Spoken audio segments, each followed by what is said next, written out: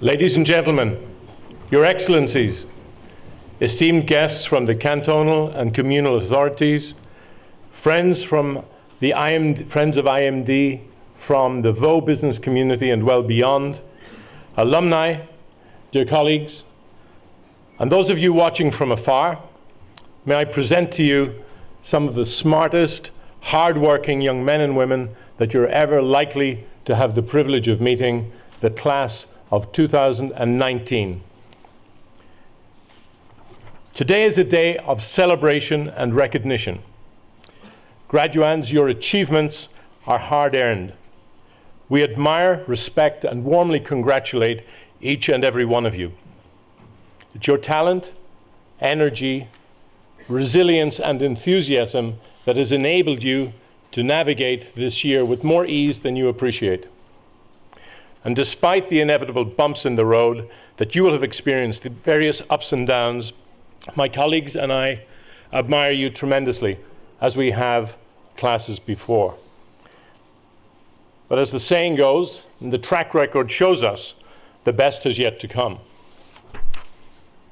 So on that note, let me introduce our president, Professor Jean-Francois Manzoni. Jean-Francois is a leadership professor, a leading author, renowned expert on change management, and much sought after advisor to boards and CEOs. I see Jean-Francois regularly, and I observe and experience firsthand his passion and energy.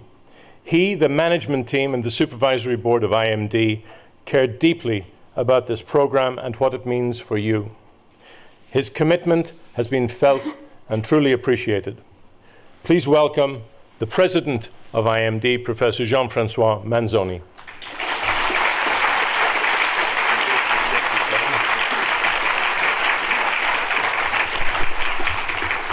Thank you.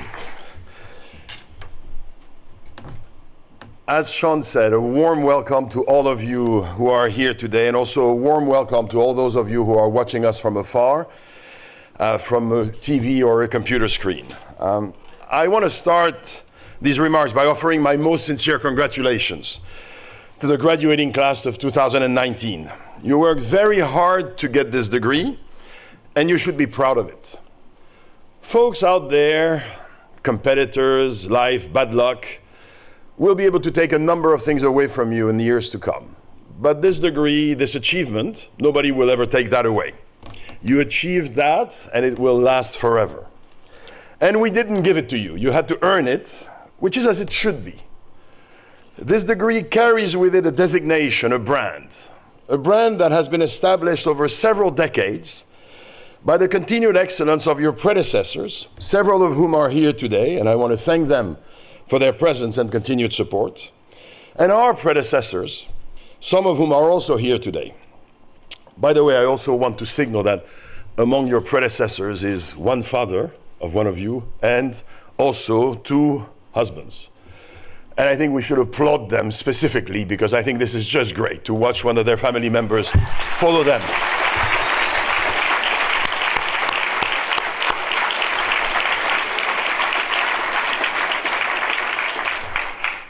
Year after year, IMD graduates, faculty, and staff have established that an IMD MBA stands for a few key values and for a certain pursuit of excellence. It means a great deal, and we are happy and proud for you that you have worked your way to receiving it.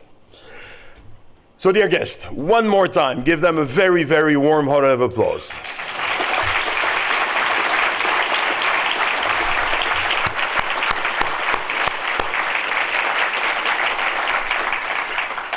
Now, graduating class, as you stand atop of this mountain, I would like you to take a moment to feel and extend your gratitude to those of you who have helped you to get here. Parents, spouses, children, friends, all the people who over the last 12 months, and in some cases much longer, have worked really hard at all the tasks that you couldn't accomplish, at staying patient when you couldn't be, at being there for you, at supporting you in the pursuit of this important project. So at this legitimate moment of triumph for you, I would like you, in 30 seconds, to stand up, turn around, and give a very warm hand of applause to the people in this room or abroad who helped you to reach this peak today. If they are here in the room, do look them in the eye as you applaud them. If they are not here and couldn't be here with us, please look into the camera and connect with them. They deserve your gratitude.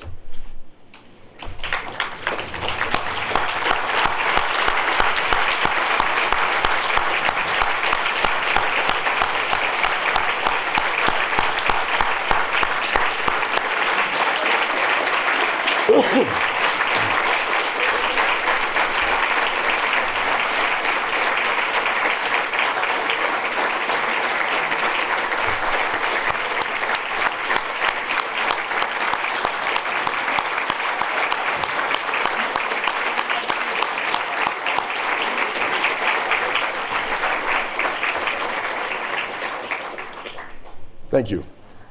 And now, if I may, I would like to share a few parting thoughts with you. And this year I was tougher on myself than I was last year. Last year I shared 5 thoughts. This year I'm going to limit myself to 3 thoughts. Admittedly, slightly longer ones, but nevertheless 3 thoughts. The first thought, in years to come, be proud of IMD and be proud of your IMD degree. Yes, you will often face a notoriety deficit. You will often meet people saying, what is it? Where is it? Accept it. IMD will always be better known as a B2B brand than as a B2C brand. And accept it, you will often have to explain this. When that happens, smile and grab the opportunity to educate one more individual. Tell them that IMD is a proud independent business school with Swiss roots and global reach. As a Swiss-based institution, we are discreet and we don't boast. We just go about our business with as much drive as, most of the time, modesty.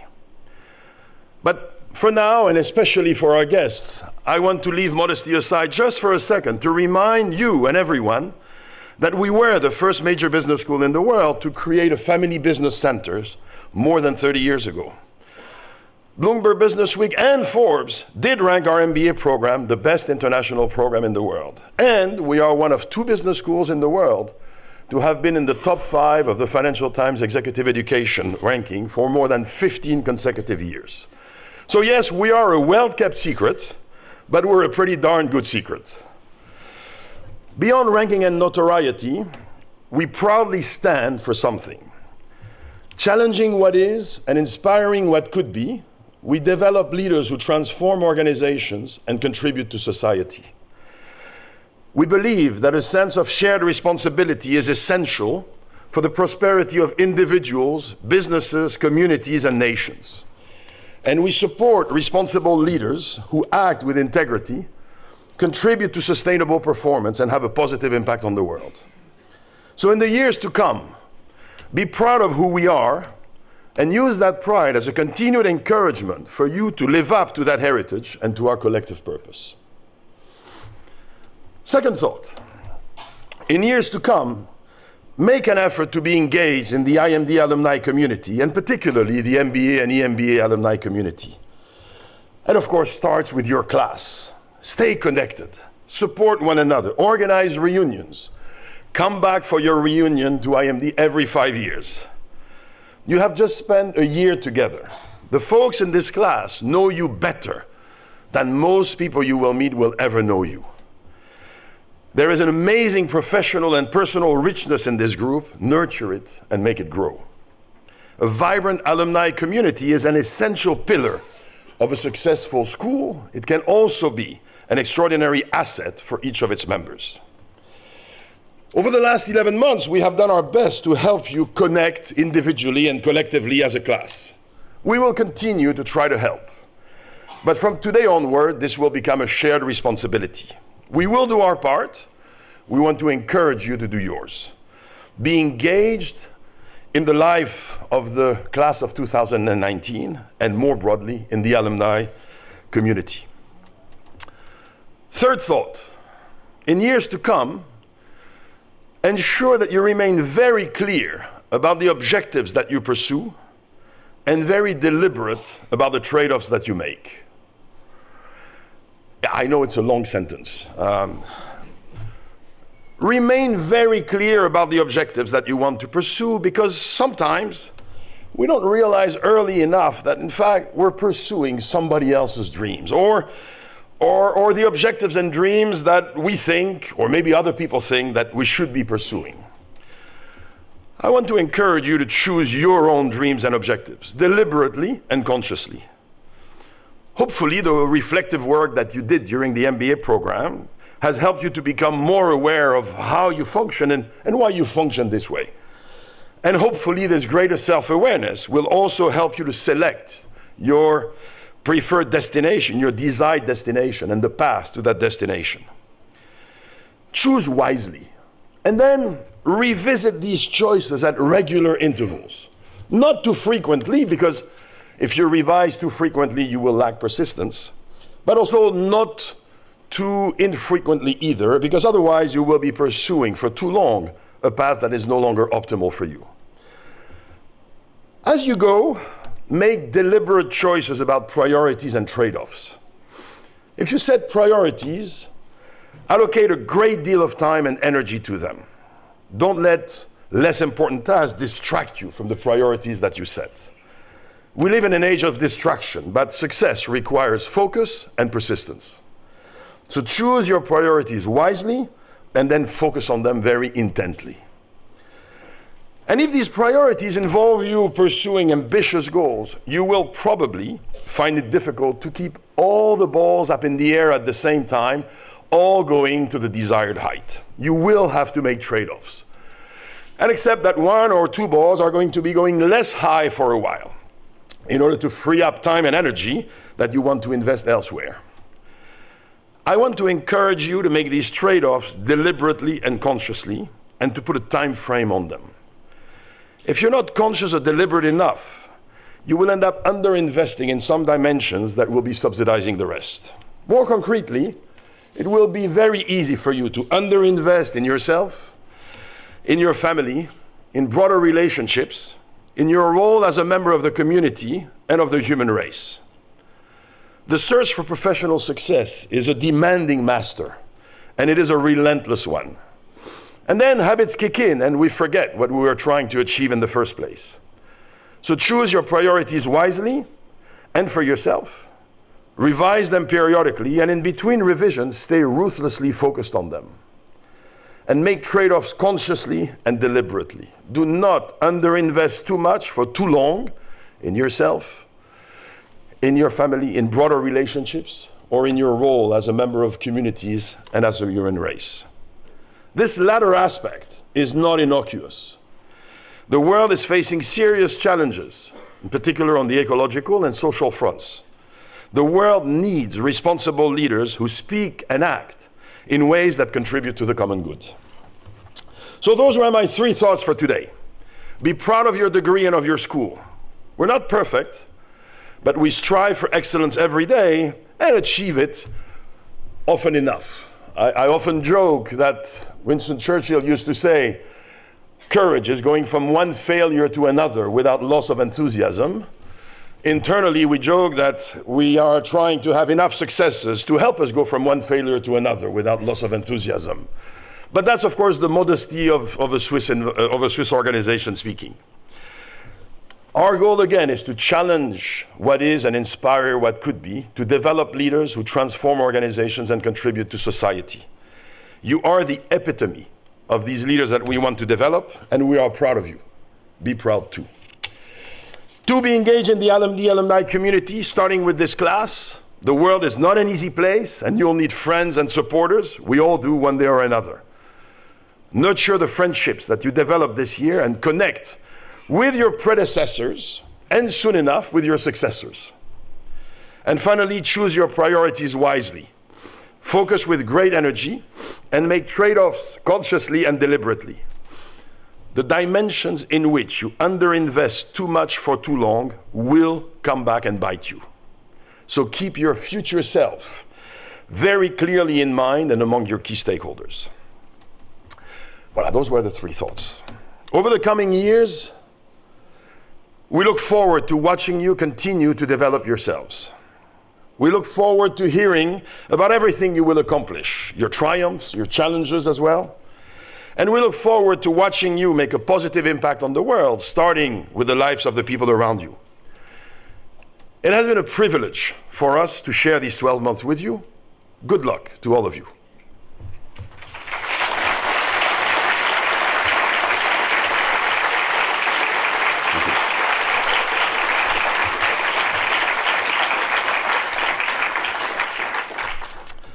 Now, it is my second honor to introduce your graduation keynote speaker. His name is Manel Adel, and 25 years ago, pretty much to the day, he sat pretty much like you as a part of his MBA graduation ceremony. It was a different building, but same general principle. We asked Manel to be the graduation keynote speaker today because in many ways, he is a great example for you. He has had and continues to have a very successful career. Now, that career was not a linear corporate career. He did spend a number of years in large organizations, including Cadbury, Schweppes, and Bang & Olufsen. And at Bang & Olufsen in particular, he was responsible for expansion in over 35 markets worldwide, which means that he basically lived in a plane for 7 years. In 2001, he returned to his native Spain and founded Starlab Barcelona, a technology and research company serving private and public companies generating IP rights. He continued in his entrepreneurial vein and in 2002 became CEO of Desigual. Manel led Desigual for 10 years through an extraordinary expansion phase that saw Desigual go from a small local player to a global omni-channel fashion brand, from 40 to over 5,000 employees, from 10 million sales to over $1 billion sales, and very significant profits. Along the way, he received the Ernst & Young Spanish Entrepreneur of the Year award in 2012. And it is in 2012 that he sold his shares at Desigual and moved to a new chapter of his life. And this chapter involves a portfolio of activities. One, he currently sits on the board of a number of very successful companies operating in global fashion, sports, and retail industries. Two, he also runs his family office and is committed to good governance. Three, in 2014, he became a founding partner at Decelera. Now, if you check Decelera on internet, you will read the world's first startup decelerator, which really means that it is a startup accelerator building a global community of entrepreneurs and investors focused on models that, yes, enable growth, but enable sustainable growth and contribute to a better future for society. Last and obviously not least, Manel is married to Karina, and they have a son, Pau, and a daughter, Helena. They live in London, and when not at the office, they are either sailing around the world or farming in Menorca, a small but beautiful Mediterranean island where they manage a regenerative agriculture project and a 1,000 hectares estate. We are proud to count Manel among IMD's MBA graduates, and we are delighted that he agreed to speak to you today on the 25th anniversary of his graduation. Dear graduates, dear guests, please welcome our 2019 graduation keynote speaker, Mr. Manel Adel.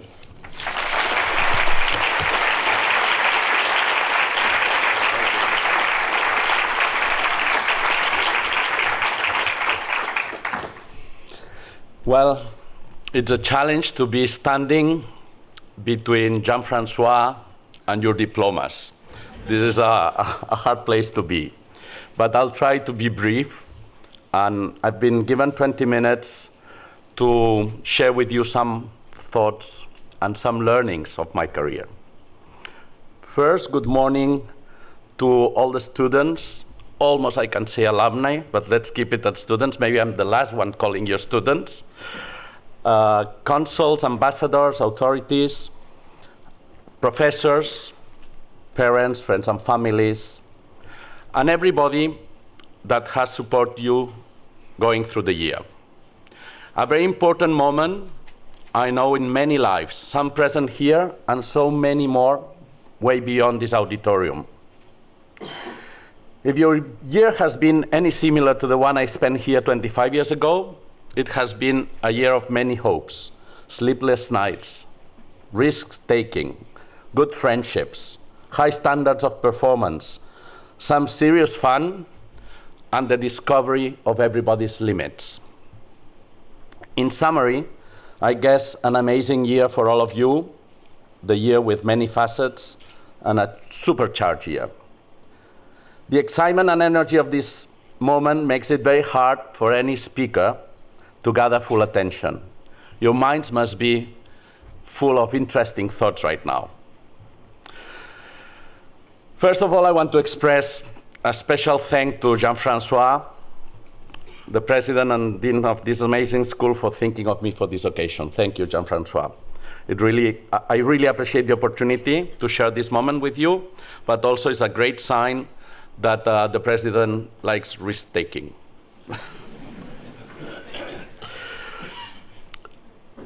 I have to tell you a bit of a private conversation we had when he asked me to join you today.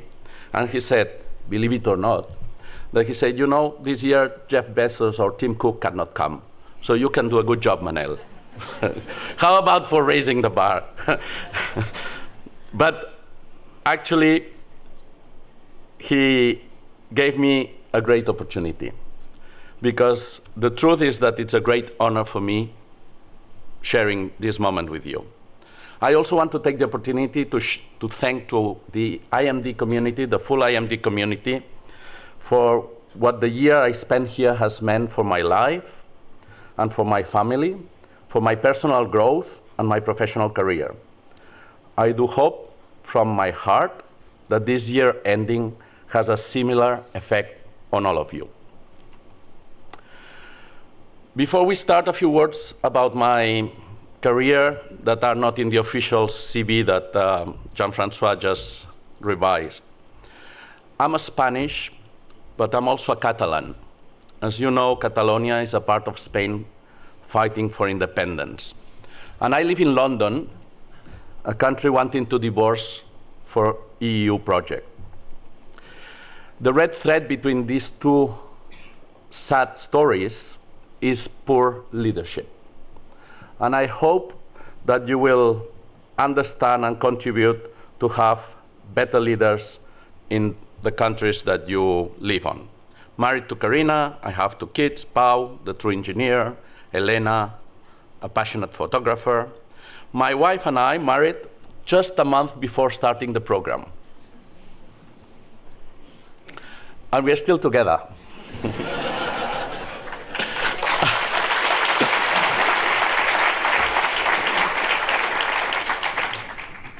It's a well-deserved applause, I can tell you. For her as well. She couldn't join here, but she has been a great pillar and a great support all the way. Our first son, Pau, was born exactly 9 months after the graduation ceremony. So at least you have been warned. Not long ago, I was regularly asked to give speeches about the successful business model of my company, the omnichannel strategies, the digital commerce transforming the fashion industry, or the secrets of super high growth, and how to combine fun and profits, which was one of our mantras in the company. This is my second graduation speech in a short period of time, and I have a certain feeling this is not really a good sign. Maybe it's a sign I'm getting to white hair land. Maybe it's a sign that it's time to pass some knowledge and some learnings to the new generation. Feels a bit strange. But at the same time, I have to admit, it feels great to share this moment with you, as I do revive my own excitement, my own hopes and worries. When I saw you coming down the stairs, I remember my day coming down those stairs as well. And I only have good memories of that day. When I sat to prepare these words, the first thing that came to my mind was to think how the world has changed in those 25 years. Since that day of my graduation in 1994, we were told by professors that change was accelerating. I'm sure you've been told that too. But it was hard to grab the speed. Internet became browsable just a few months our program started. I remember surfing the web in a class like this for the first time. We visited Le Louvre. We went through an exhibition in the computer. This was like traveling to the moon.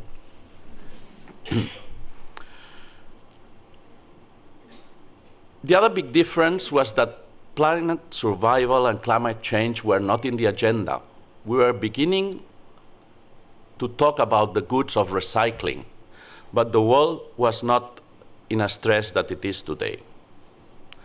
I realized now that these two subjects, digital transformation through the goods of internet and climate change issues, will still shape your business in fundamental ways we cannot foresee today.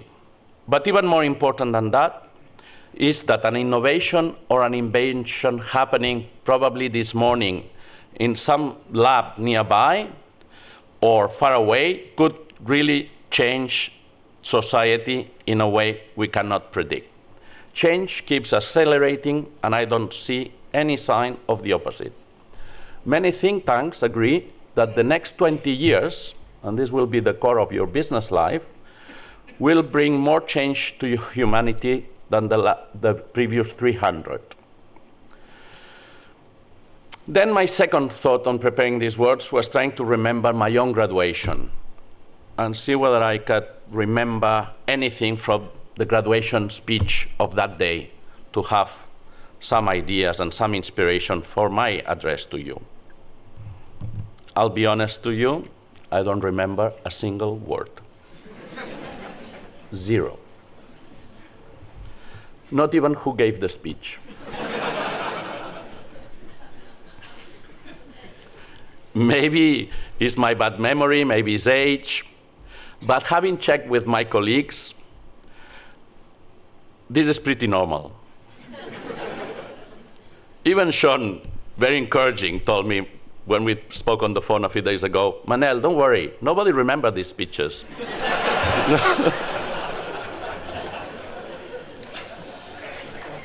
Which made it very easy to have a goal for the speech. My goal today is that at least in 25 years, you remember one idea of what I'm going to tell you. One idea of a 20-minute speech shouldn't be that difficult. But remember, it will be way above average. I've decided, like Jean-Francois, probably is the house affecting us, to talk to you about three things. So I have tripled the possibilities. And they might sound like advice of an experienced man, but in fact, they are not advice. They are my best wishes for all of you. And I can assure you that they are also my best learnings in my 25 years of experience since I left this school, and 35 since I left university. They are my personal learnings along the way. I want to share them with you just in case some of them are of any use.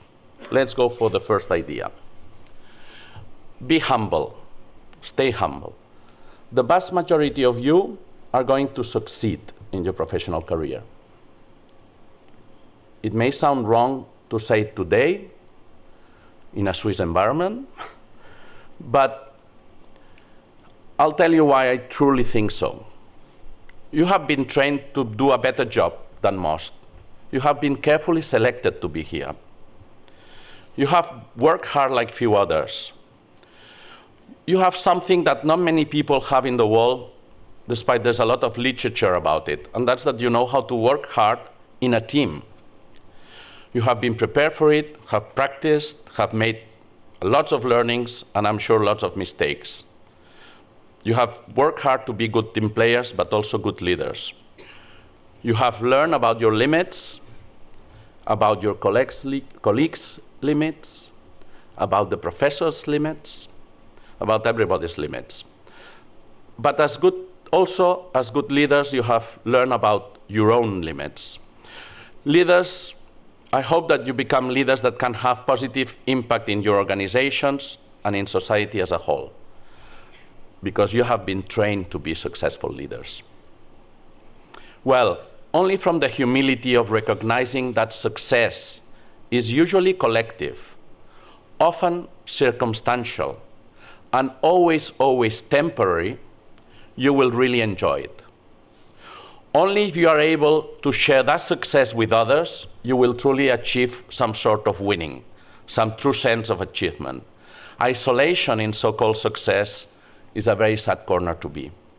Therefore, it's always good to look around from time to time and check whether everybody is following you, or on the other hand, you will be on your own success. Do not believe you are going to get something important done on your own or in private, but on the contrary, you will feel alone at the front many, many times.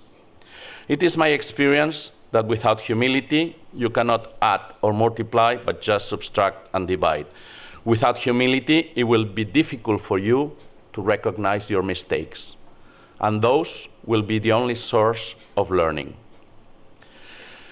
Never forget that leading is serving others, and you cannot serve without humility. So this was my first idea for you to remember. Be humble, stay humble.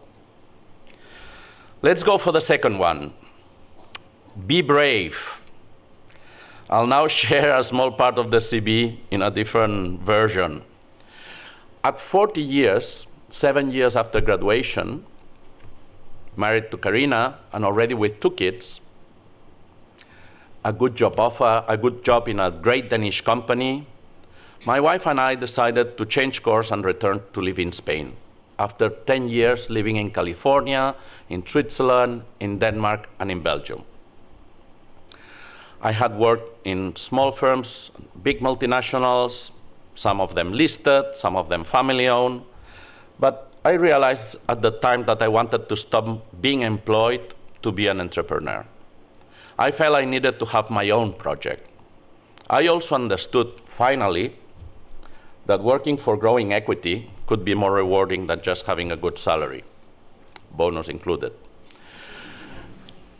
I had no more assets than my studies, my MBA from IMD, my experience, not much money saved, and a flat that I had bought with my first savings. I did what many say you should never do, which is to sell your house and go into rental to finance a business project. That was Startup, a technology company. At that time, working in intelligent clothing way before its time. A few years later, I sold that and moved into just clothing. Forget the intelligent part. I joined the founder of Desigual, a funky Spanish label, when the company had only a few employees and was a very small local brand of 10 million turnover. And 10 years later, the company was a global 1 billion brand, extremely profitable. And I can say that we had tremendous fun along the way. So it was like surfing a monster wave. Probably, if I hadn't sold my flat that day, I wouldn't be talking to you here today. And I assure you, it was not the easiest decision. And I had a bit more than butterflies in my stomach the day I sold my flat. The easiest thing would have been to take one of the job offers to continue employed in some sort of large corporation. And there's good corporations, of course. So with this story, I don't want you to recommend that you sell your houses or drop your corporations or bet all your savings to the red or to the black. In fact, I recommend that you don't do it. But in your coming years, you will encounter some major crossroads, some big decisions. Use your intuition and your instinct, but never think that the good path is the easiest or the safest. It almost never is. Nor the one that everybody follows. That will take you to a place crowded. Most of the things that are worthwhile in life produce a certain vertigo. And that's why most of you today probably feel that vertigo about the future. My message is that despite the doubts and feeling of vertigo, I encourage you to jump. Be brave. and let your passion guide you, because very few things are discovered from the same safe sofa. Nothing can beat discovering one's passion and living from it. So we already have two ideas in the basket: be humble and be brave. And finally, my third idea. This one might not be very original or new, but I think it's a very serious and important one. In fact, it can be traced 2,070 years back in the era of Virgil, the Roman poet. And it's called Tempus Fugit. Time flies would be a simple translation, but I've translated it so that you can remember it into don't waste your time. As simple as this. Steve Jobs, in his famous speech at a small university somewhere across the Atlantic, which I suppose you all know, talked about his successes and his failures, his mindsets and his luck. Maybe actually he didn't call it luck, but that's what he meant. For me, the most powerful idea of the things he said in that speech, and he knew it very well, was, and I'm sorry to say it so loud, but your time is limited. So is mine, by the way. I'm not talking about my speech time. We know that, I know actually that there's a lot of people working on immortality at the moment. It's kind of a hip subject. But until they sort it out, remember that our time is limited and it's silly to waste it. Do something that you're passionate about and do it now. My message is that you do good. If you can do well, even better. But at least I wish and hope you can do something really good for your organizations, for your family, for society, and for the planet. But on top of that, I suggest that you do it as soon as possible. No hurry, but no pause.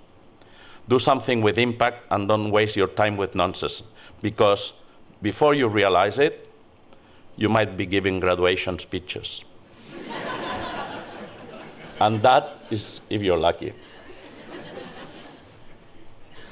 So let me finish with a little story, so that if you don't remember anything of my three ideas, be humble, be brave, and don't waste your time, at least in 25 years you remember this little story, the story of the camel. So yeah, I have some visual aids for those that don't remember words but remember images. I told you that I had the goal that you remember something about my speech. So this is a story of a baby camel that is in a bright sunny day having some ideas bouncing his camel head. And he says, well, I have some funny questions. I should ask my mom. Mom, can I ask you some questions? Sure, why not? Why do we have these long, bony legs full of hairs? And the mom said, well, that's very, very simple. That's in order to be able to walk in the soft sands of the desert. And our hairs are to protect us from the heat, but also from the insects and the bites of the snakes. And our legs are so long so that we are far away from the dangers. Our body is far away from the dangers of the desert. Okay, that sounds fair, interesting. I have another question, Mom. Why do we have these long eyelashes? Well, this is very simple, my dear. We need to be prepared for sandstorms. When we cross the desert, our eyelashes protect our eyes so we can still see through and go across the long desert crossings. That makes sense, answered the baby camel. I have a last question, Mommy. Why do we have this big hump on my back? It's so strange. Well, it's a very important energy storage. The fat and the water contained in it will allow us to cruise without any food and water for days and days in the crossings of the desert. Okay, I get it. So we have long legs to be able to walk on the sun and protect ourselves from the dangers of the desert. We have the eyelashes to protect us from the sandstorms in the desert. And we have the humps to allow us to cruise the desert without water or food. So there's something I don't get, Mom.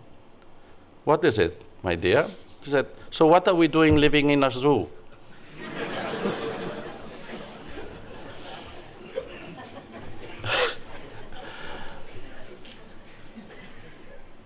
Well, this is a story that about your personal capabilities and your personal strengths are only good and truly useful if you are in the right place.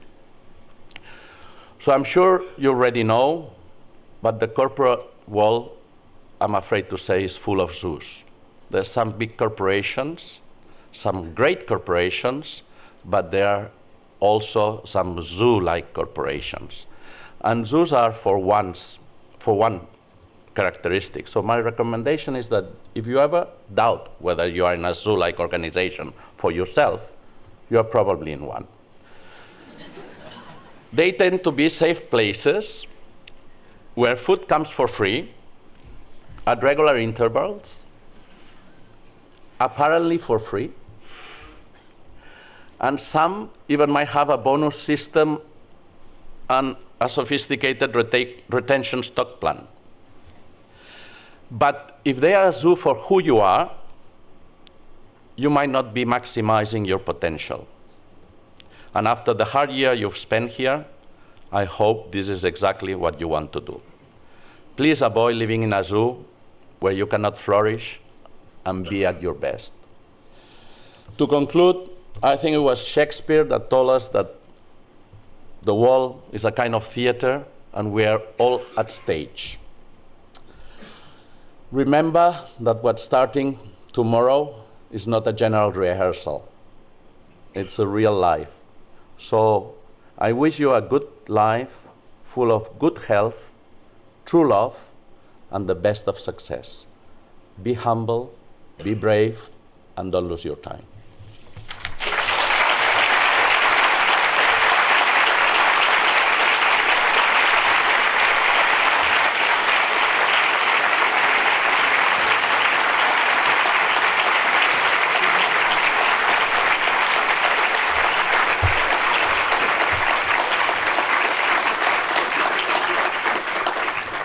And now, of course, it's a very special moment for all of us. Sandeep, if you could join me, Jopi, please, and Jean-Francois.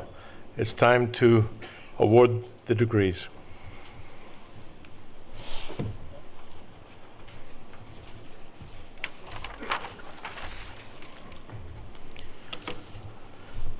Good morning, everyone.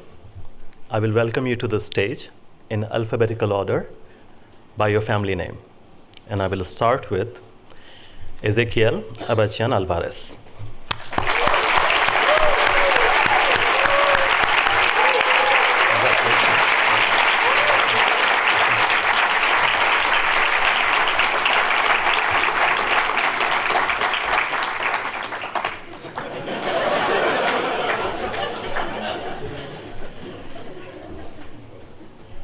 Amir Ahmed.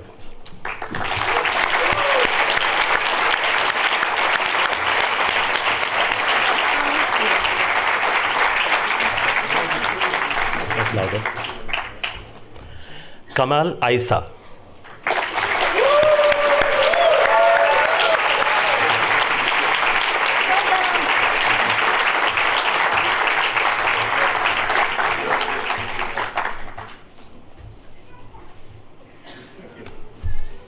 Pervez Akhtar.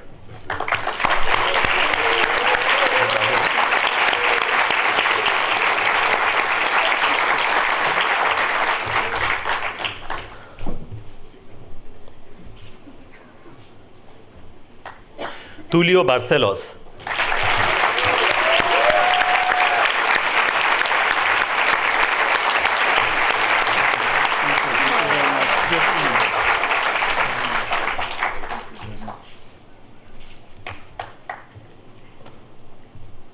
Anna Barskaya.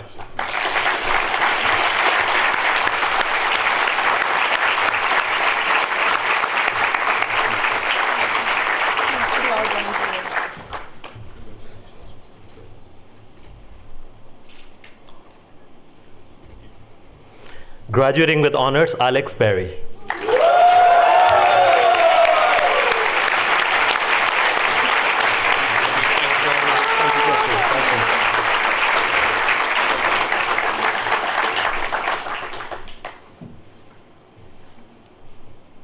Graduating with honors, Gianmarco Bonaita.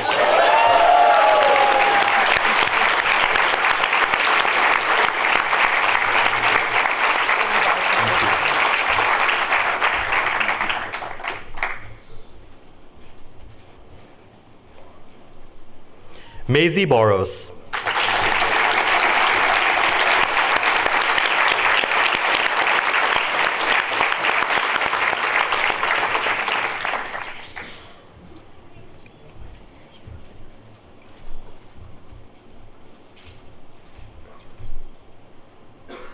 Stepan Braginski.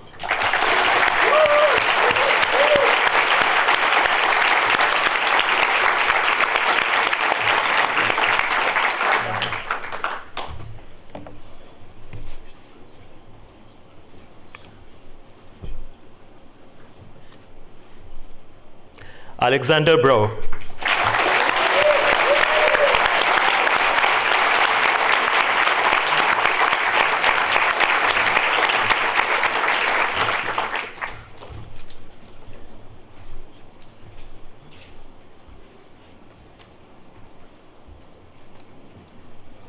Alexander Burasov.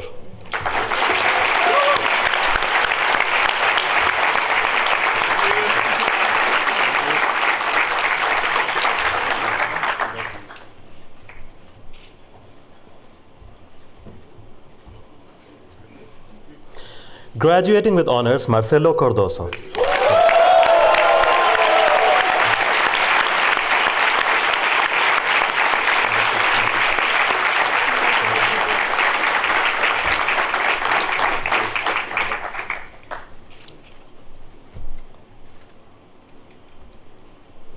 Jaime Sharad.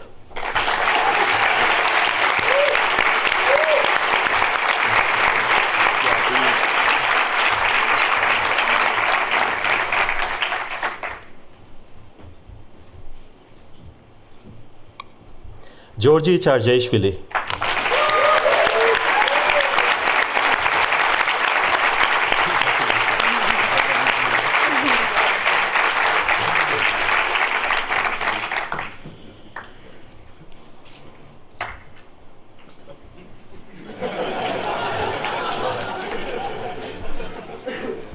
James Chiam.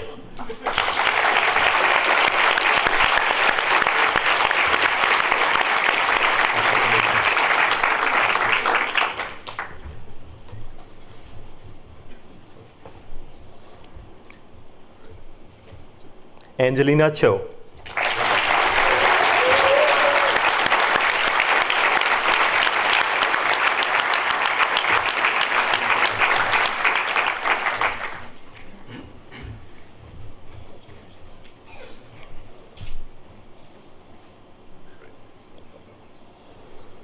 Graduating with honors, Andre Costa.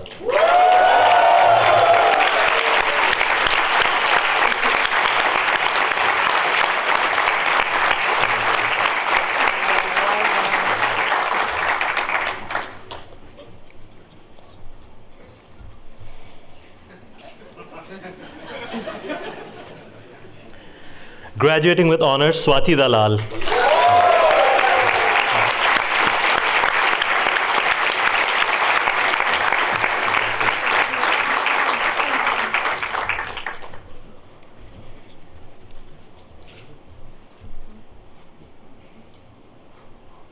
Galia Dautova.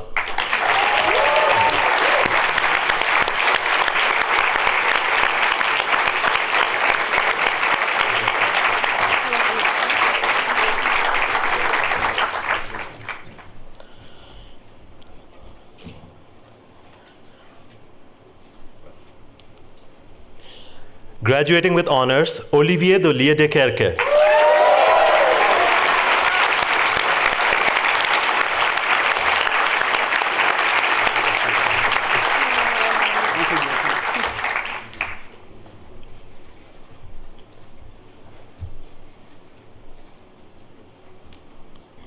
Pedro Domello.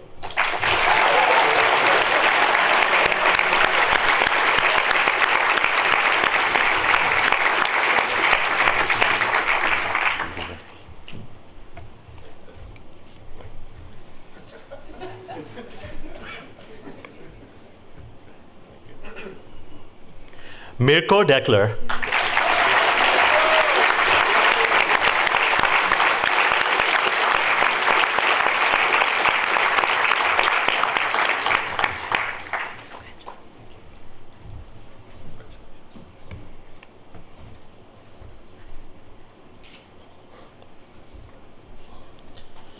Arjun Dhaul.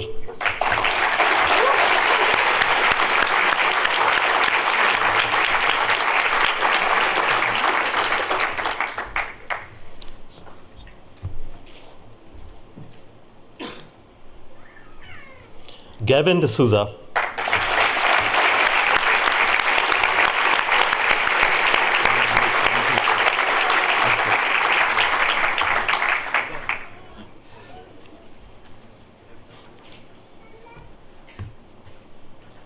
Graham Egan.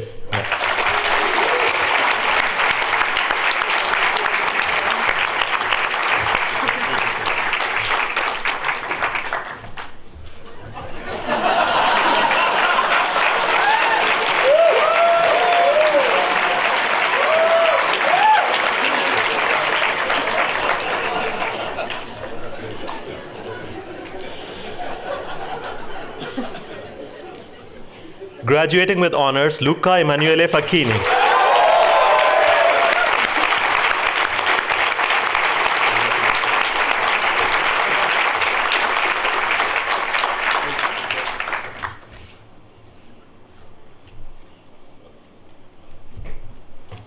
Uzair Fahmi.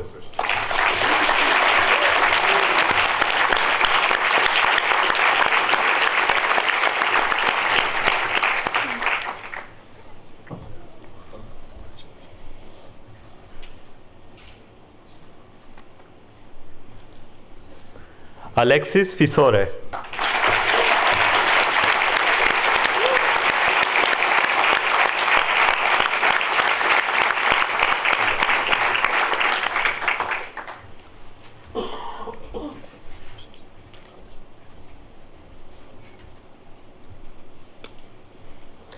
Armando Goz.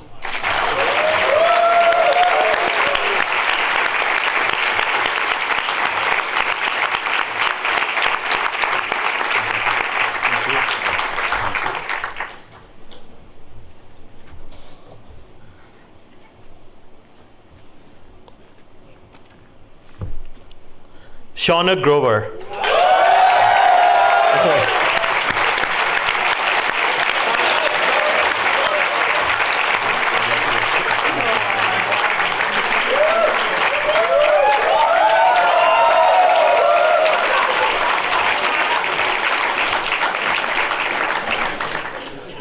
Sidrit Hafizi.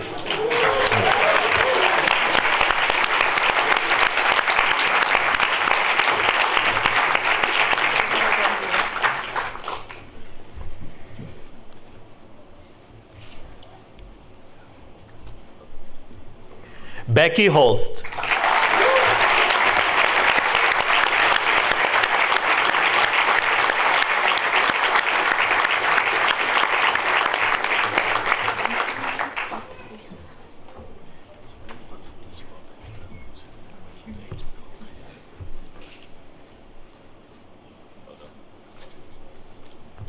Carrie Xiao.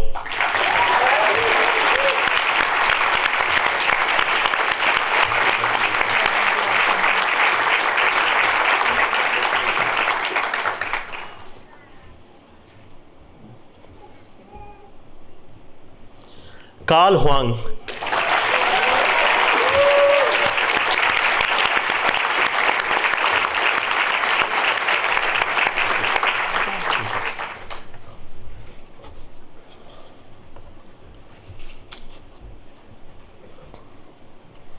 Hamid Ibrahim.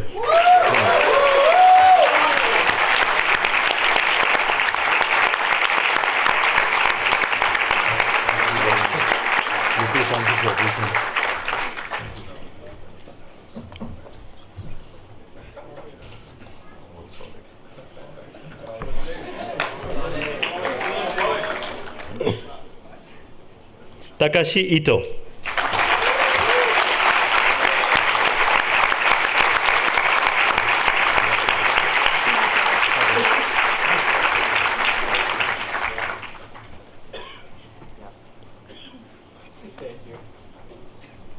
Shrikant Iyer.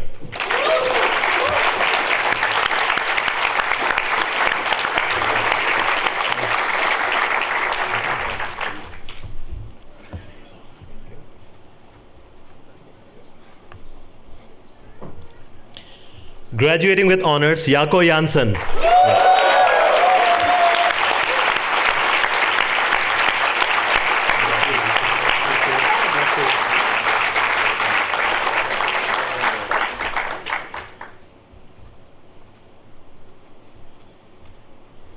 Graduating with honors, Lukasz Kaczynski.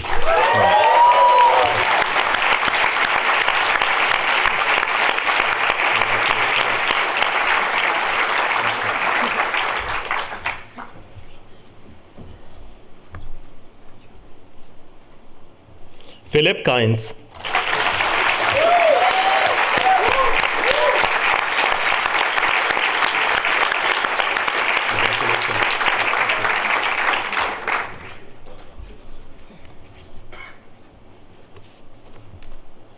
Peter Kallett.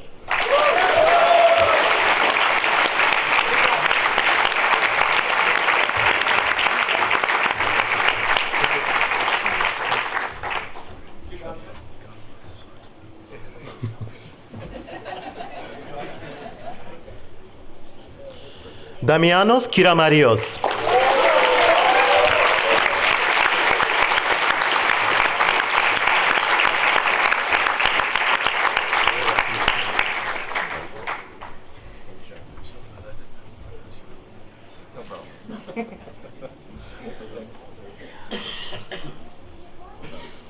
Purnendu Kushwaha.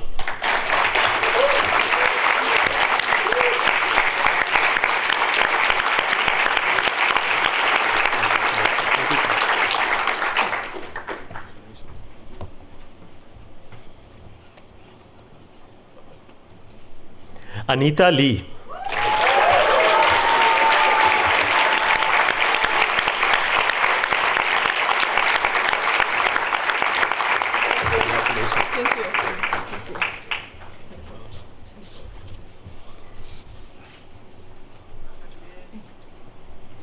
Priscilla Lelis.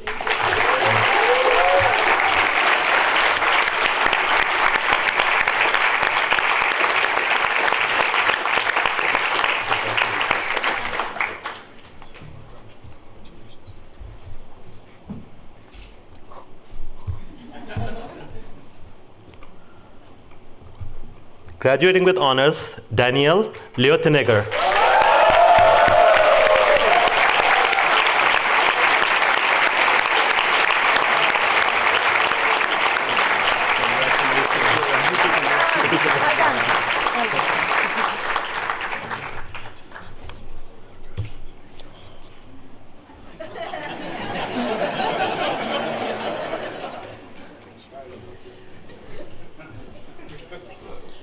Javier Linares.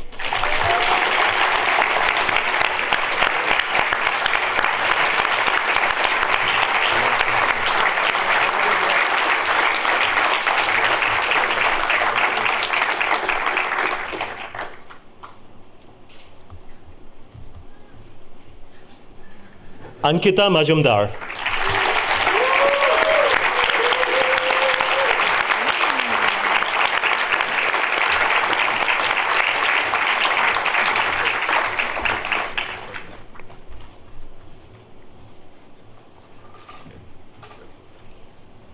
Edouard Maupilet.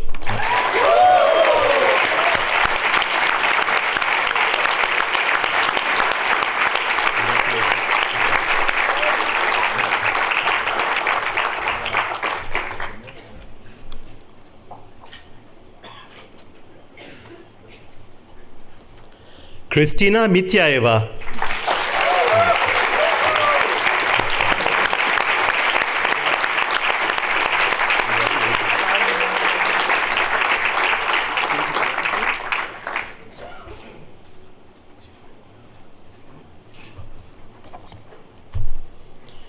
Kirill Nagorsky.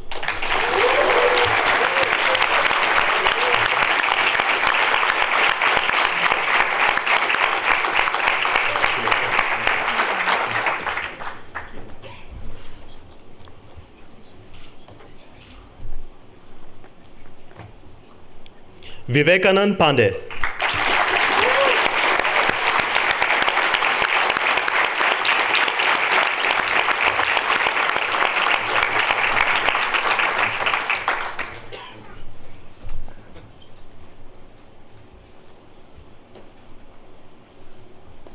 Richard Pickering.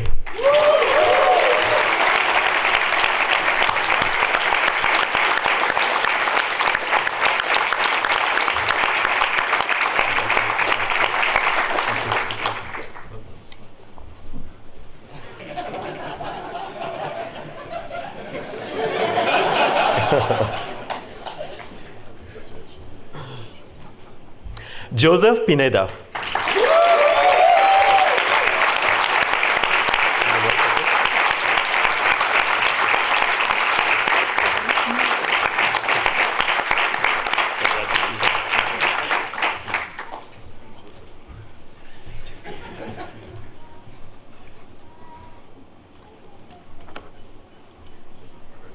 Sebastiano Pizzinelli.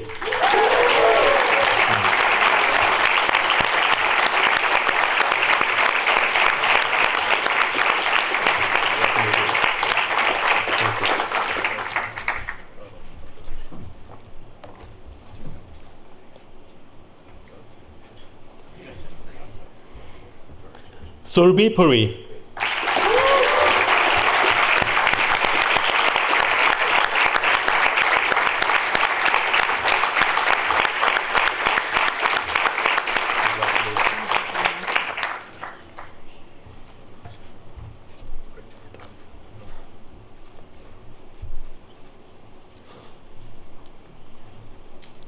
Misha Riedo.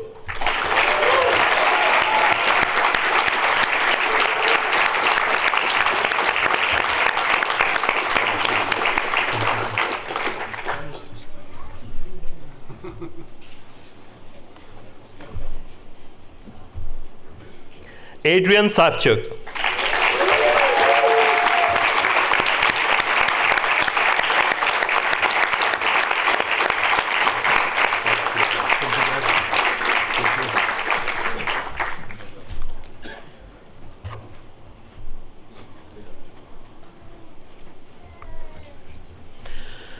Camila Scaranello.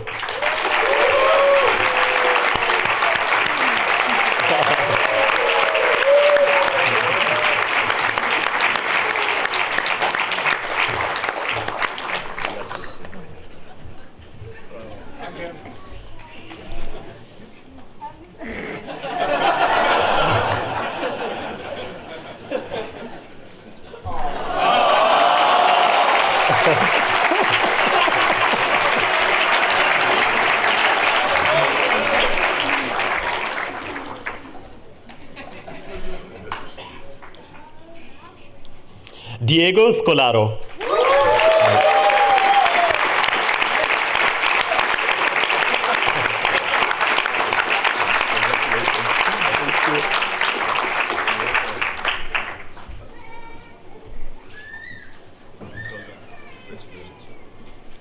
Peter Shibaev.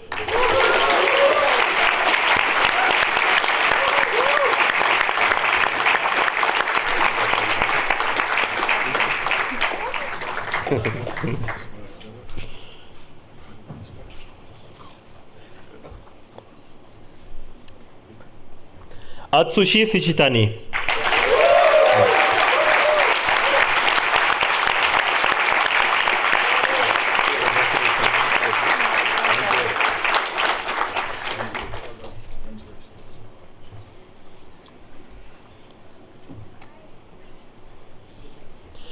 Maki Shimizu.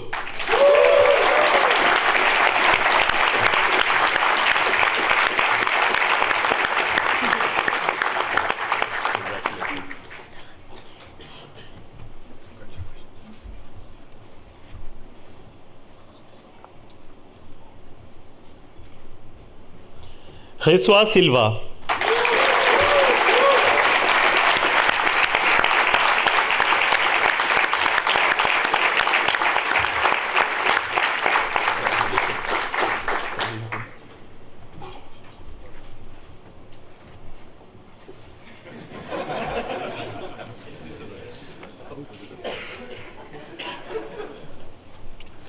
Jia Song.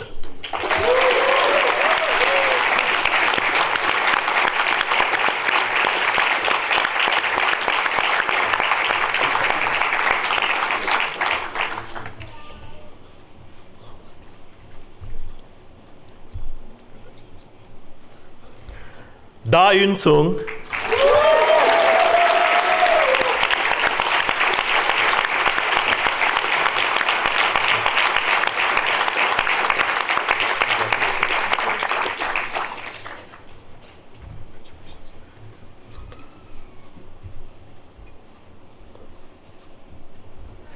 Graduating with honors, Kozima Suter.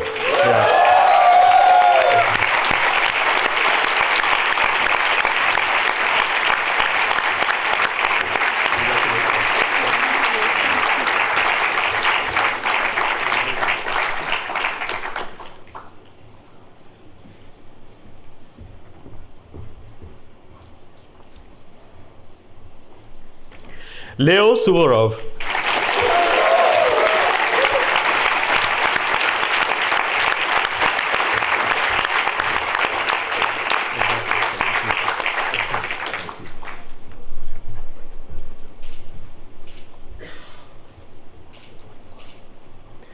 Kei Takizawa.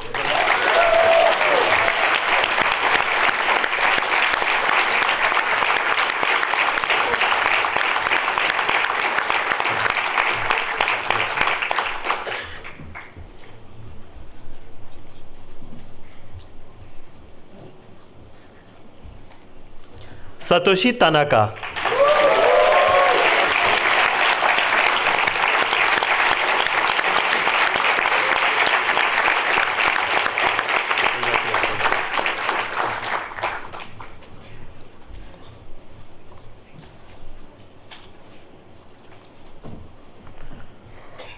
Roberto Tavares.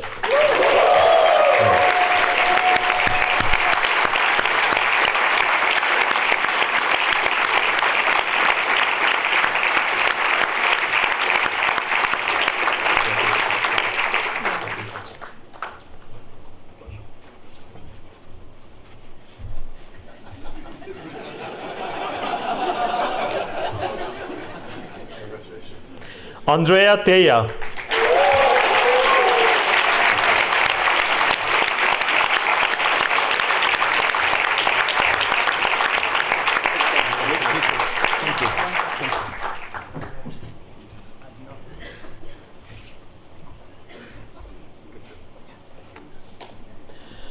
Tamil Vardani Tamizharasan.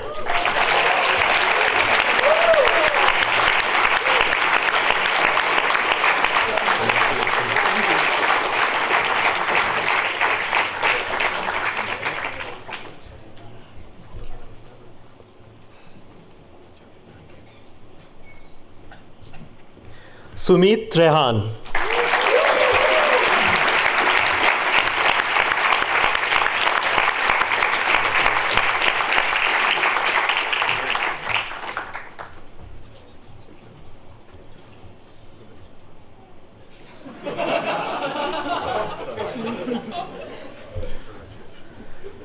Sian Umbert.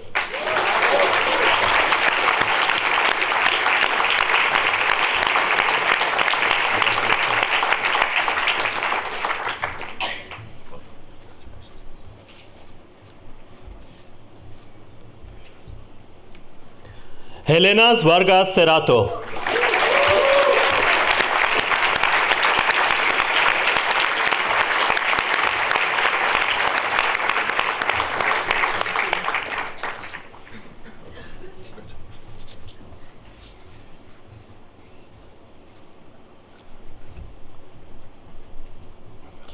Filipa Vasconcelos.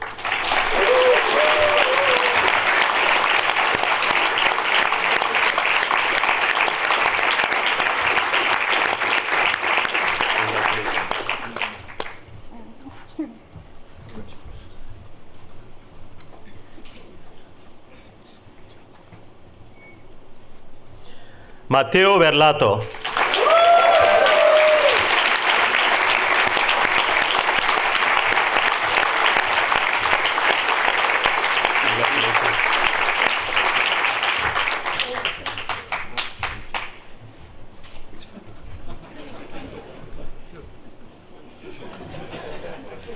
Tiziano Vigano.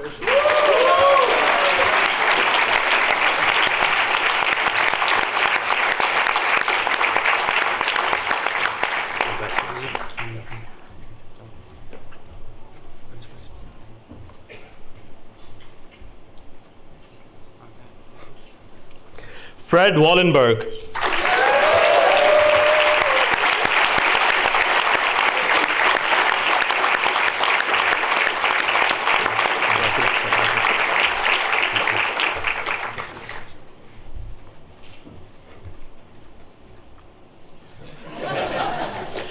Junie Wang.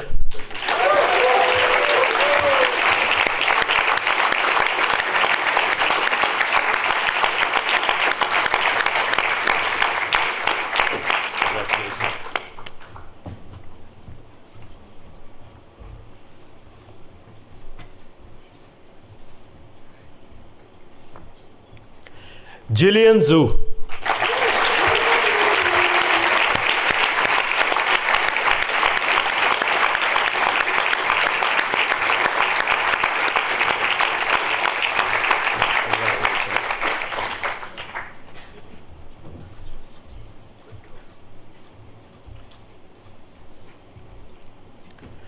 Idze Zhu.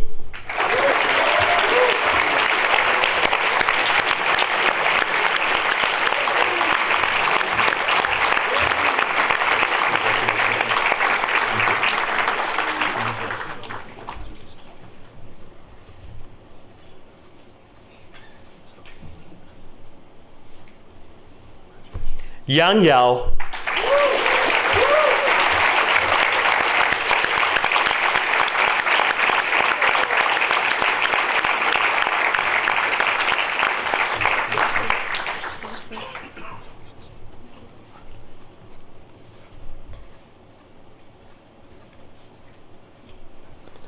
Ashley Ye.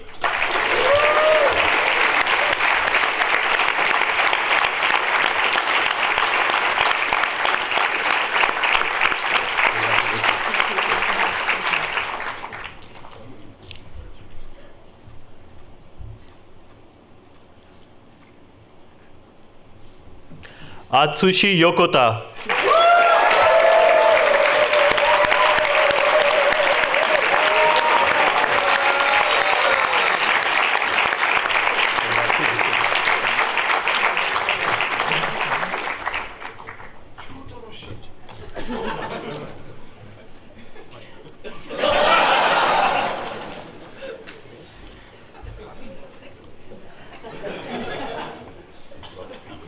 Chaoyi Cho.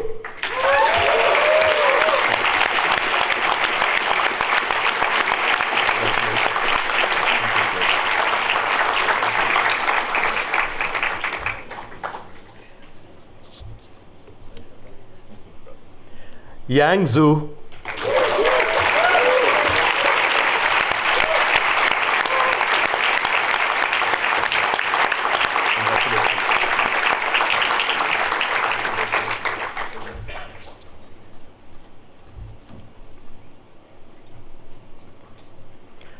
Isabella Chon.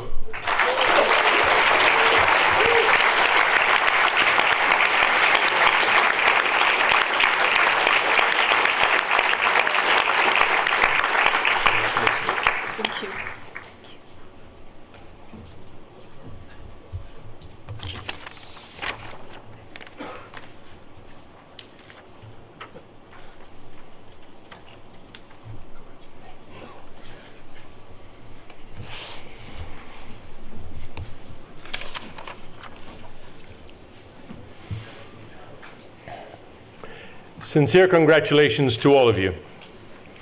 You've graduated. Well done.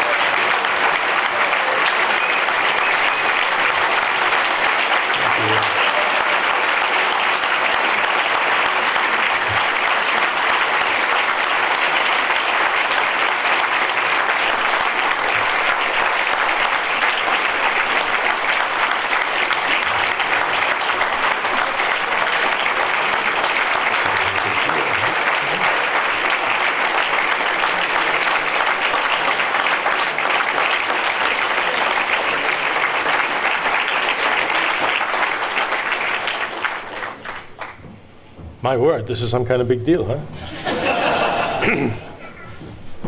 Ladies and gentlemen, one of the special privileges I have as Dean of the IMD MBA program is to get to know these wonderful people just a little bit during the course of this year. I'm continually impressed, inspired, and surprised by their thoughts, their plans, and their actions. With that in mind, I invite Richard Pickering, who has been elected by his peers to make the class graduation speech on their behalf.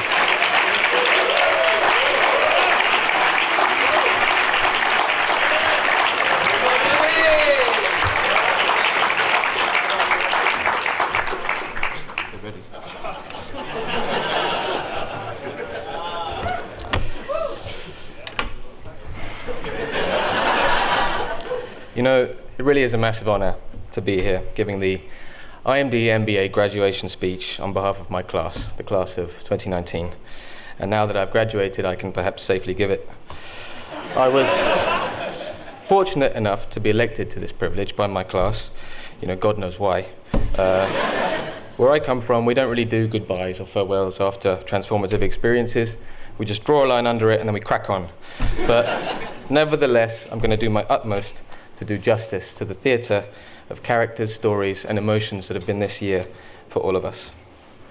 But I wasn't really sure how to approach this speech. I saw inspiration from various sources, and I thought, you know, how might our MBA program dean, Sean, have given this speech? And, you know, I think he might have started something like this. Ladies and gentlemen, welcome. There are three things I want to talk about in this speech. I want to talk about brains, I want to talk about talent, and I want to talk about hard work. And let me tell you, this year's class are some of the smartest, most talented, and hardest working people that I've met.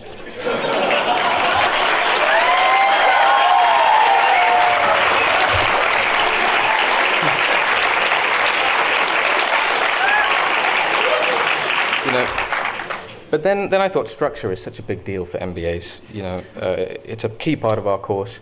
And I saw inspiration from some of my classmates. You know, one of my classmates, who hails from Albania and Germany, is a first-class structured and creative thinker. He's an amazing, experienced engineer and an all-round, top-quality guy. And I think he might have told the speech a little bit like this. Hello, everybody.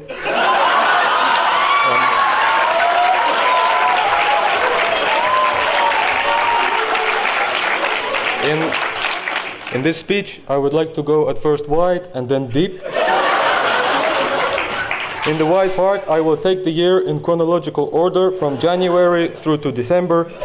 And in the deep part, my speech will include, but not be limited to, hilarious jokes.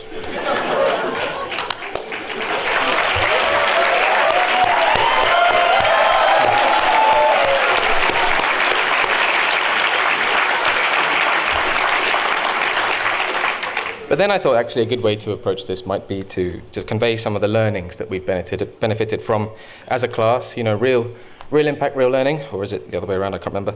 But I'll also talk about some of the amazing experiences that we've had, and finally I'll conclude with some mandatory, boring, emotional stuff.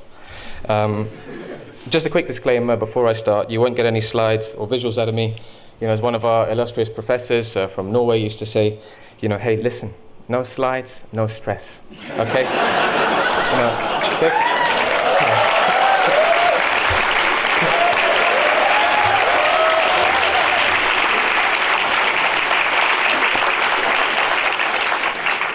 Right, I'll go into the lessons. Lesson 1, there's no getting away from the hard skills in an MBA. And I think it's fair to say that we learned this year there's no harder hard skill than accounting. It's not the most easily absorbed topic, but it is crucial. After all, how can you understand any, let's say, company without understanding their assets, their liabilities, and for sure you will need to know their costs.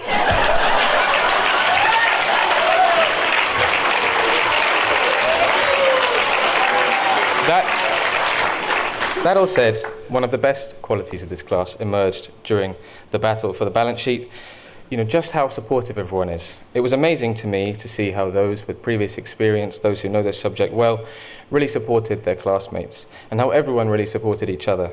Seeing this in the beginning of the year, in January, having made the investment to come here, I knew immediately that I was in the right place. And the lessons learned will no doubt prove useful in both the immediate and long-term future. The reality is that many of us might have to repay some form of student debt. And so, how might we approach this? We will take a look at our personal balance sheet, and we will go to our banker, who will tell us that we will have to repay a rate of maybe 7%. And so we will either repay our loans, or we will go to another banker and refinance.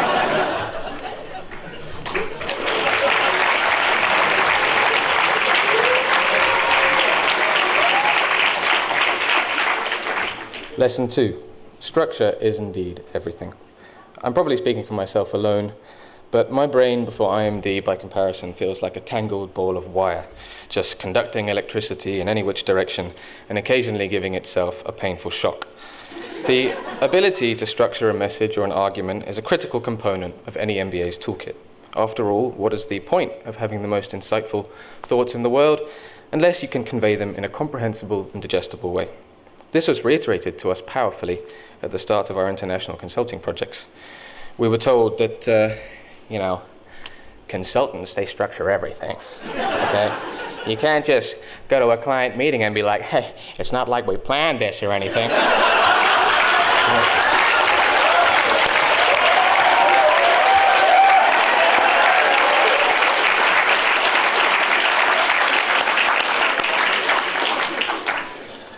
Lesson 3. Some of the best lessons were in fact learned from each other. I came here in January expecting to be taught by some of the world's best professors, and indeed I was. But little did I realize that I would also learn many from my colleagues. We are fortunate in this MBA to count among us experienced professionals from all different walks of life who bring with them a vast wealth of knowledge which serves to complement our formal teaching. I remember on one occasion we were listening to a presentation about a company that was trying to cut costs. And a knowledgeable classmate who has worked for many years as a consultant in Dubai and Germany chimed in and he said, yeah, thank you for your presentation. You've told us a little bit about how you plan to cut some of the fat from this business, but it reminds me of a project I did in Etikani in Dubai. And I think maybe looking at your expenses, you can shed some pounds here, left and right. And he was right, it was amazing.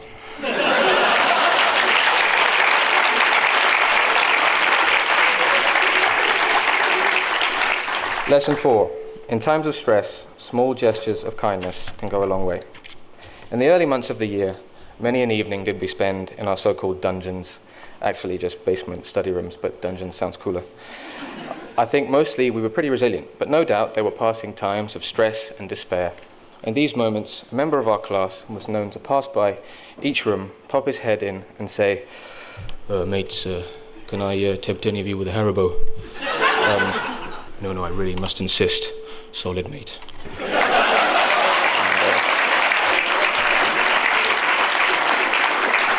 Moments of camaraderie like this kept us all going. Lesson 5. Quick thinking and problem solving can get you out of any tricky situation. And I think there is no better way to illustrate this lesson than with a story about one of our classmates who got himself into a troubling situation in Shenzhen in China.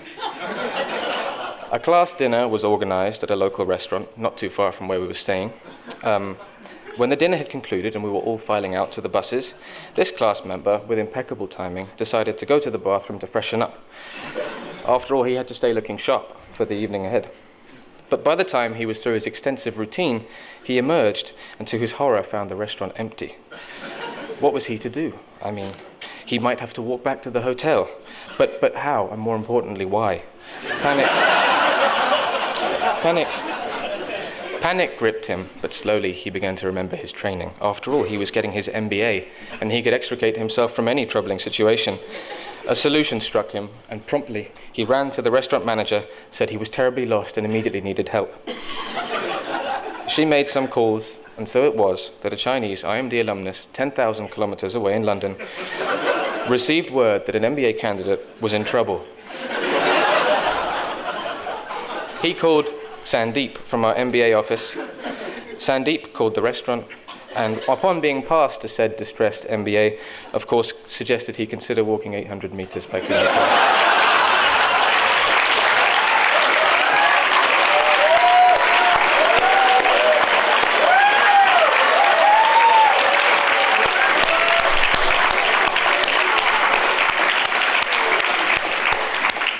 Problem solved. Lesson 6. It is important to explore creative resolutions to any negotiation. During our intense 3-day course on negotiations, we realized the best training derived from practice. We practiced many mock negotiations. It wasn't easy. Tempers flared. The conciliatory were preyed upon by the aggressive, by the drivers of hard bargains. And during one negotiation, over the world-moving question of who gets to sell how many eggs, 2 parties had reached gridlock. Each party tried to seek compromise after compromise, but the other was unyielding. Each attempt to reach a deal crashed like waves among the rocks. But at some point, one of the 2 parties stood up and left to avail himself of a much-needed bio break. After a few moments, in a flash of misguided genius, a member of the other party jumped up and with a giggle ran to the men's room and held the door shut. After a while, the door handle began to shake, to twist and turn. Angry knock on the bathroom door came after angry knock, but our brave negotiator stood firm. He held the door, until, of course, he ran. The aggrieved party emerged. His face was ashen, and his eyes shot daggers. And he said, "Who locked me in the bathroom?" Needless to say, our negotiations professor, having witnessed this, leaned over to some of us and confided that he hadn't been sure whether it was worth coming back to IMD from his summer sailing vacation in order to teach us negotiations, but that seeing this episode made everything worthwhile.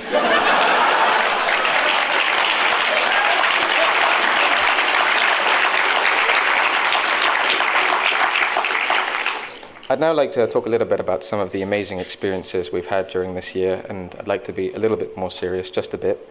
And I think when you stop to think about what is fit into a single year, then it is quite incredible what we have done in the space of 1 year at IMD. I'm sure that each of us has our favorite moment or experience. Personally, I found our Discovery expedition to be a unique opportunity. In the space of 2 weeks, we flew around the entire world. We flew from Geneva to San Francisco, from San Francisco to Shenzhen in China, and from Shenzhen to Dublin. This is quite a crazy trip when you think about it. And this was really taught to me when one evening in Dublin I went out into a pub and started speaking to some local guys, and they asked what we'd been up to over the last 2 weeks, and I told them, and they just looked at me and laughed and said, "A trip around the world in 2 weeks? Yous are a bunch of lunatics." And of course they were right. But it's no small organizational feat, moving 90 people around the globe, and so for that we owe IMD a huge thank you. I won't list every other experience ad nauseum, but let me just say that this MBA at IMD has been a special year.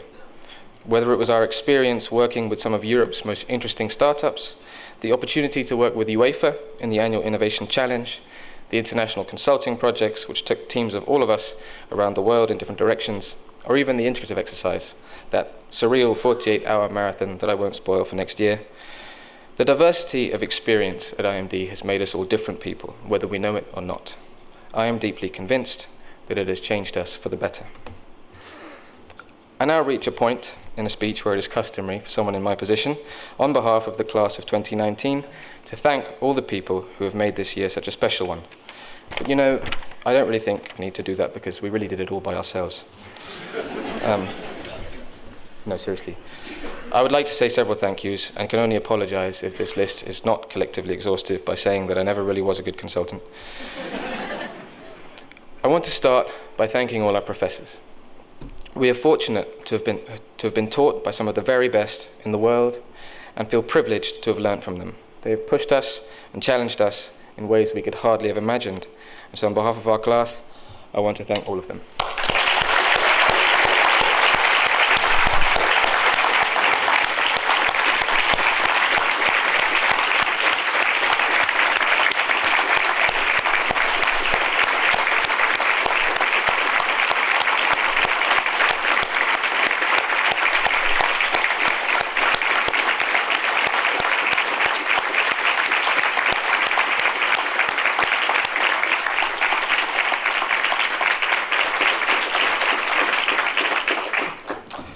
I would also like to give special thanks to Professor Benoit Leleu for his organization of the startup projects and to Professor James Henderson for his organization of the international consulting projects. Both of these take considerable effort to organize and they form cornerstones of our learning and development, both of which make the IMD MBA such a special experience.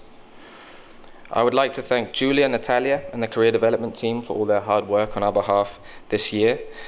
And I think it is important that we also take time to thank our IMD MBA alumni community. I am sure that most of us, if not all of us, have reached out to alumni at points throughout this year for advice both on the course itself and on what lies after. These alumni, of course, are under no obligation to respond to us, but the vast majority make themselves readily available and are extremely approachable. I think this is testament to the strength of the network which today we become part of, and I would like to express thanks on behalf of our class. I am sure that we will express the same attitude and openness towards future classes over the many years to come. I would also like to thank Jean-Francois, our school president. I know we are grateful that despite his all-consuming schedule, he took time to speak with all of us throughout the year in small groups, and this meant a huge amount to our class. Naturally, I would also like to express enormous gratitude to Sean, our formidable dean. He has been this year engaging, involved and inspiring. And I think all throughout the year we have been fortunate to have him as our dean. You know, he likes to seem intimidating, but he's actually quite nice. Of course, we also would like to thank Sandeep and Joppy and the MBA office for putting up with us all year, for traveling with us to the Spartan outskirts of Paris, for accompanying us around the world, for looking out for us, and generally for everything you do on behalf of our class. We're really grateful.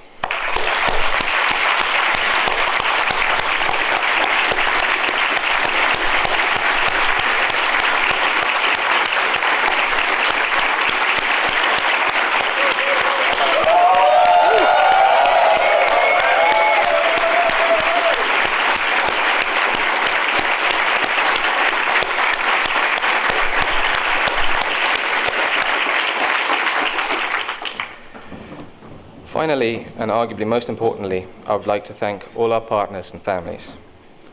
Our partners and families have been the base upon which we have built this year's adventure. I doubt it was easy for you to tolerate us at times, but your unwavering support, your belief in us, your strength has been what has made this year truly possible, and for that we will remain forever grateful. Right, I'm running out of time, and I know that at least one person here in 15 minutes has to catch a train to La Spezia. But I have to conclude by saying to my classmates that whilst I have made much of the lessons and opportunities afforded us by this year, the most meaningful and memorable experience has been getting to know all of you. It goes against all my core values to say emotional things like this, but I really have never met 89 such interesting, kind, intelligent and hilarious people as all of you. This is a happy time to be graduating our MBA together, but it is also a sad time, a time to say goodbye to friends who have become like family. I know that every one of you is going to go on to do great things, and I hope you take with you the memory of this year's shared experience, and I hope that we stay close throughout the years to come. It is a rare occasion indeed upon which I can say to 89 other people that if any of you ever call me, message me, email me, I will happily pick up the phone, answer your message, and meet you wherever, whenever. Except you, Shonik. Thank you.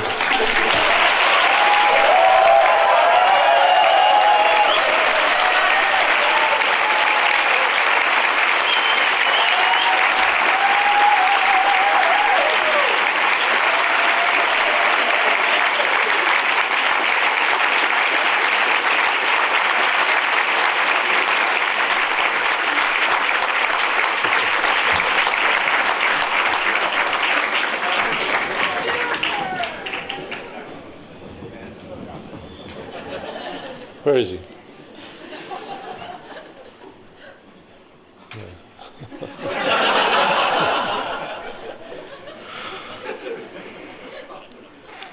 I was going to say what's left to say, but there's a lot.